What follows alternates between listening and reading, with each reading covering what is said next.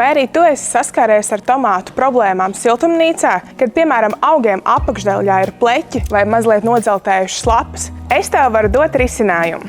Mēslošanas līdzeklis, kura saturā ir NPK un visi pārējie nepieciešamie mikroelementi veselīgai tomātu augšanai. Kalcijs ir viens no būtiskākajiem elementiem, kas ir nepieciešams veselīgai tomātu augšanai. Šajā mēslošanas līdzeklī kalcijs ir pietiekošās normās, lai nodrošinātu veselīgus, lielus un sulīgus augļus. Mēslošanu tomātiem mēs veicam visu cauru gadu, gan ar tomātu stādīšanu, tomātu augšanas periodā, augļu aizmešanās periodā, kā arī iepriekš nepieminētajā ziedēšanas laikā un nogatavošanās laikā. Konkrētais mēslošanas līdzeklis der ne tikai siltumnīcā audzētiem tomātiem, bet arī laukā audzētiem tomātiem un arī apsaktajiem tomātiem ārplatībās. Mēslošanas līdzeklis ir ne tikai efektīvs tomātu audzēšanai, bet arī paprikas, čilī, piparu, cukīnī un baklažānu audzēšanai.